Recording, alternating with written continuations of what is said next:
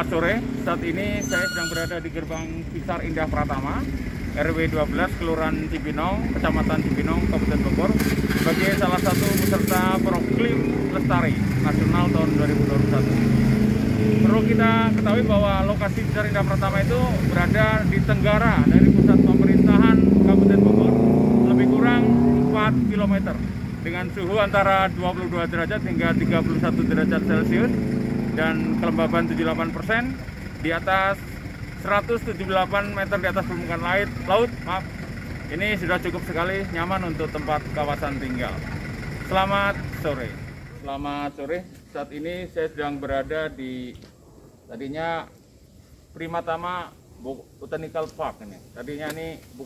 Sampai saat ini pun masih kebun aneka tanaman langka. Kita lihat di sebelah sini, pohon sukun masih berbuah, duren, mangga, dan markisa. Ini sangat produktif sekali nih.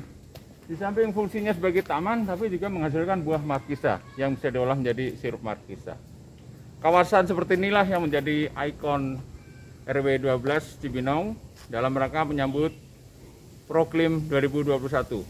Semuanya bertujuan untuk menurunkan efek gas rumah kaca. Terima kasih, selamat sore.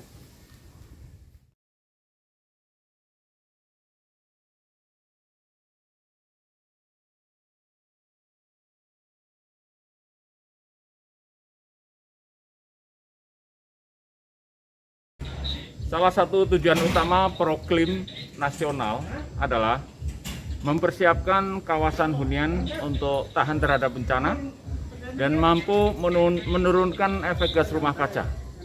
Berbagai spot di tempat kami, di semua titik-titik lahan kosong selalu kami tanam tanaman produktif berbagai jenis, yang tujuannya adalah untuk menetralisir ataupun menyaring udara, meningkatkan kualitas udara, sehingga polutan karbon dioksida yang ada di cemaran di sekitar kawasan perumahan diubah menjadi oksigen, glukose, dan suasana asri sepanjang RW 12 Cibinong.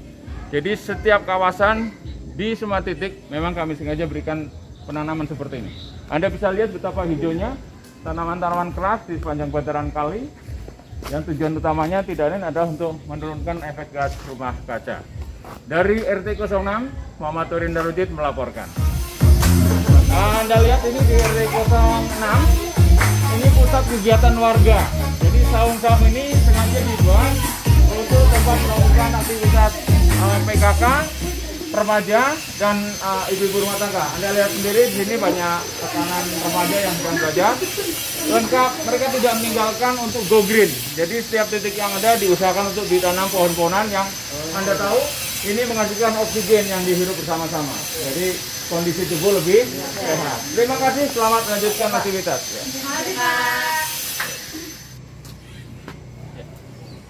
Ini pintu air yang keempat. Jadi di kawasan RW 12 Cibinong ada 4 pintu air yang fungsinya untuk mengendalikan aliran flooding atau luapan air sungai jika suatu saat terjadi banjir. Aliran dari sungai akan kita tutup dan air tetap terkendali, tetap kembali dengan suasana serba hijau. Bahkan kita lihat di sebelah sana ada taman-taman dari warga yang fungsinya memang untuk meningkatkan estetika dan keasrian, tetap menghasilkan oksigen, karena standarnya satu pohon itu ditanam bisa untuk menghidupi 3 orang kebutuhan oksigen setiap hari. Terima kasih. Dari RT 01, Muhammad Turin Darujit melaporkan. Perkenalkan, ini nama Pak Hanafi, ya. Beliau purna tugas dari sipil TNI, tapi luar biasa kegiatan di lingkungan, ya. Beliau dengan kekuatan kemampuan yang ada, lihat ditata sampai bersih. Ini riwayatnya Pak Hanafi tahu ya, tanggul 2 meter Pak ya? Iya, alhamdulillah sudah biarin. Swadaya warga ya?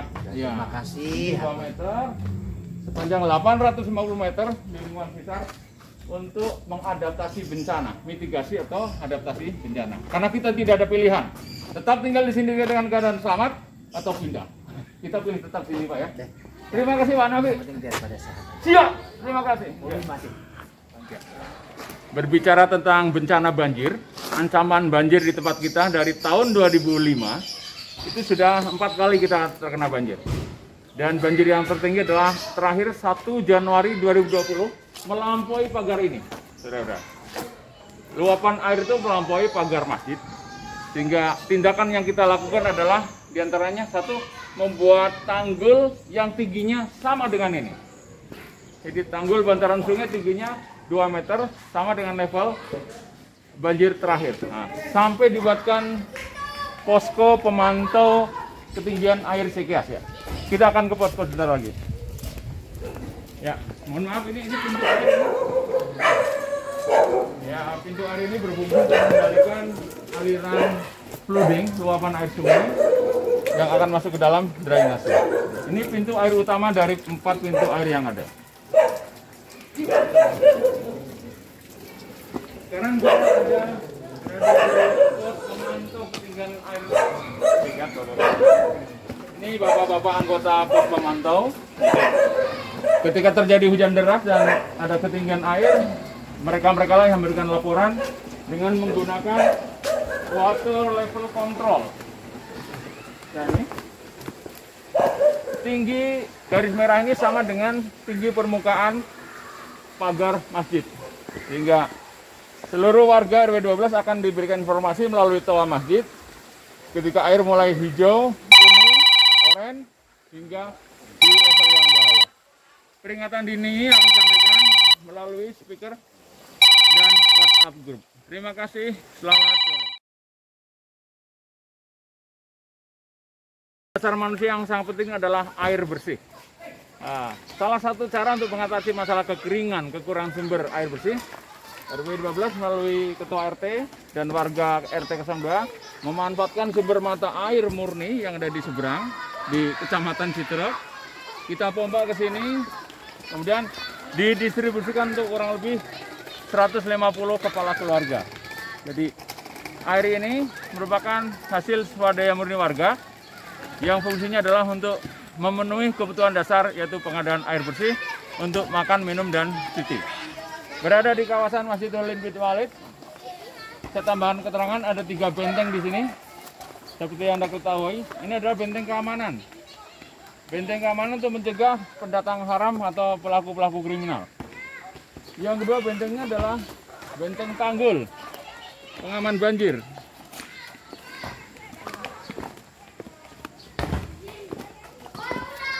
Yang ketiga adalah benteng ketapang, Pak. Ini namanya ketapang atau kebun ketahanan pangan yang fungsinya untuk memenuhi kebutuhan warga atau minimal untuk merebut masjid ini. Jadi sepanjang bantaran kali ini ditanam bermacam-macam tanaman yang fungsinya untuk mencegah longsor sekaligus menghasilkan buah yang produktif. Dari Masjid Khalid bin Walid, RW 12 Cibinong dilaporkan.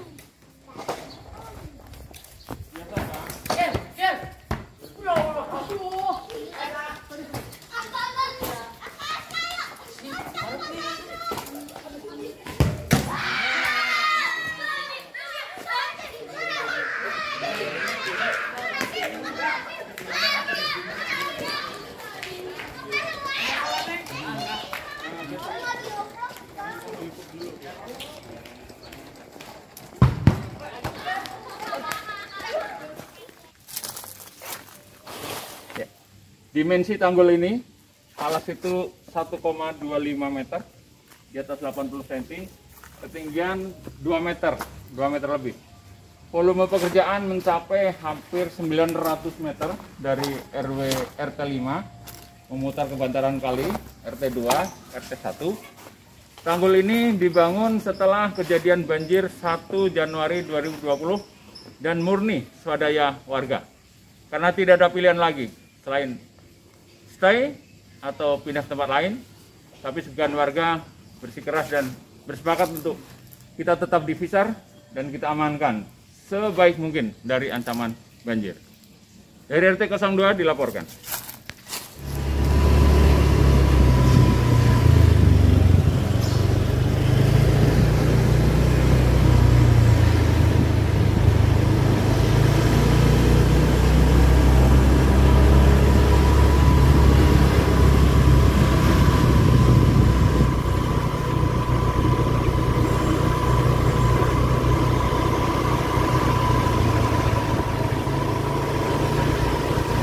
Maaf.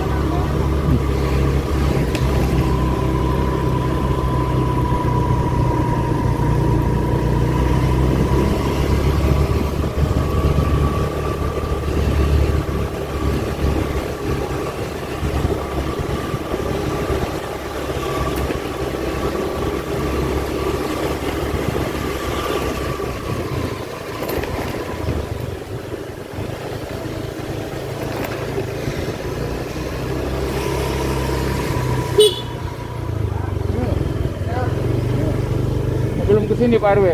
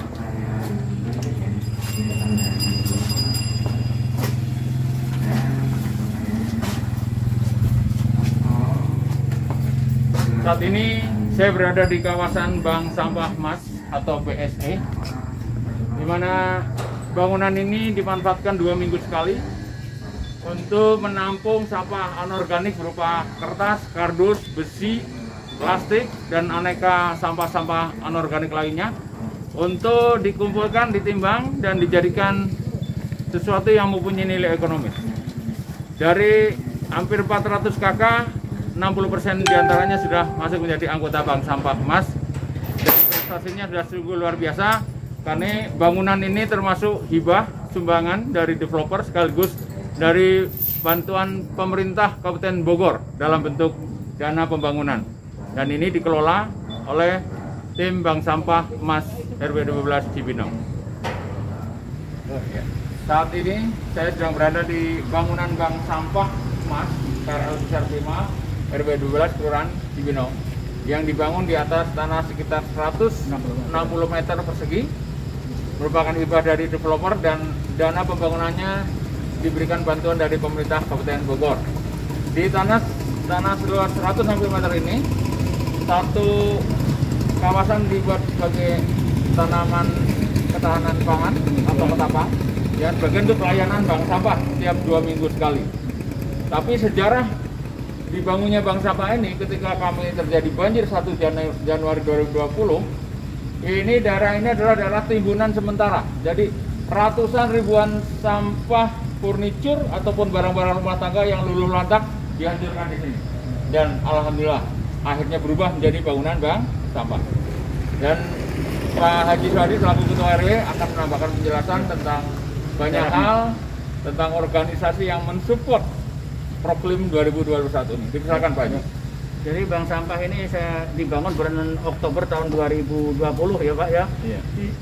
Diresmikan oleh CAH tanggal 16 Februari, yang dihadiri juga dari kecamatan, kelurahan, dan CAH bagian kasih kemitraan sampah dan lingkungan hidup. Dan satu lagi juga PUPR yang pembangunan pun, yang pembangunan bantaran kali hadir juga di sini. Nah, kebetulan ramai di sini. Nah, itu kira-kira dari dibangun tanggal 20 November selesai sampai diresmikan tanggal 16 Februari. Jadi sangat kita antusias sekali, nasabahnya makin banyak saat ini dan jumlahnya juga sampai banyak Pak. Satu minggu itu bisa hampir 2 ton sampah anorganik itu. Ya, kalau kita uangkan bisa sampai 4 jutaan Bang. Jadi kita selama di gedung baru ini dari bulan 1 tanggal 15 Januari 2001 jadi sudah kita manfaatkan. Dan sebelumnya gitu pakai di rumah saya Pak, di depan sana, di samping pos. Nah itu di sana pakai kita kira-kira hampir 2 tahun lebih, hampir 3 tahun Pak. Nah dia dengan adanya dapat bank sampah ini, alhamdulillah warga kita semua semangat untuk mengumpulkan sampah di juga menjadikan uang dan sudah menjadikan pundi-pundi emas, pundi-pundi emas yang batangan emas ya yang sudah ada. Jadi kita alhamdulillah bank sampah ini sudah menghasilkan emas untuk anggota dan untuk pengurusan Pak. Nah, saat ini kita juga merancang supaya bisa nasabah bisa kita umrohkan, Pak, ya. Insya Kita Allah. umroh, insya Amin. Allah. Kira-kira seperti itu sekilas penjelasan dari Bank Sampah, Pak. Mungkin untuk kedepannya kita perlu support semuanya, terutama dari kelurahan, kecamatan, dan kabupaten. Itu, Pak, kira-kira. Terima kasih. Terima kasih. Selanjutnya akan dijelaskan tentang penggunaan gedung bank sampah Mas ini yang menjadi gedung serbaguna. Pak Haji Suhadi selaku Ketua RW akan menjelaskan bermacam-macam kegiatan di sini. Ya, jadi ini gedung serbaguna bank sampah ini kita gunakan juga. Ini jadi posko COVID-19, Pak. Bahkan belum lama ini kita juga terdiri dari Aster Kodam 3 Siliwangi. Ya, terheran-heran, Pak. Kita dengan yang lain belum ada. Kita sudah bikin seperti ini. Terorganisasi. Kita termasuk orang dibikin RW siaga dan RW tangguh. Jadi sudah ada aspirasi dari Pak Aster. Dan Pak Camat pun tadi juga saya laporkan dia akan hadir di sini, Pak. Jadi saya senang kembali bisa laporkan bahwa kita sudah mempunyai gedung sampah ini dan pos COVID-19 di penanganan ini, Pak. Jadi ini kira-kira sudah struktur sudah sedemikian rapi. Jadi kita kalau ada apa-apa laporan cepat dan tanggap. Itu, Pak, kira-kira yang sekilas penjelasan tentang Satgas Pospes tugasnya seperti ini, Pak. Mungkin Pak Doyer bisa menambahin sedikit di tentang program, mungkin Bapak boleh jelaskan. Berkaitan dengan program Kampung Iklim, sebenarnya ini merupakan tindak lanjut dari kegiatan Kampung Ramah Lingkungan. Karena sebelum kita diikutkan di dalam program, kita sudah ada kegiatan Kampung Ramah Lingkungan yang konsentrasi pada 4 hal. Yang pertama adalah pembenahan sanitasi, konservasi tanaman, kemudian pengelolaan sampah, dan yang terakhir adalah pemberdayaan masyarakat serta pemberdayaan ekonomi. Setelah ada pemberdayaan masyarakat dan ekonomi, kita meningkat dari program Kampung Iklim yang disupport dengan beberapa penghargaan. Kita pernah mendapat Best Award tahun 2017, kemudian pernah menjadi Best of the Best di Bogor Green and Clean, mengalahkan di antara 40 kecamatan Kabupaten Bogor. Kita menjadi Best of the Best utama. Setelah itu kita juga sudah masuk program utama, tepatnya ketika penerimaan penghargaan dalam rangka Hari Habitat Dunia di Purwakarta. Demikian, ini sekilas latar belakang 8 RT yang support. Jadi 8 RT yang ada di RW 12 itu semuanya mempunyai tematik.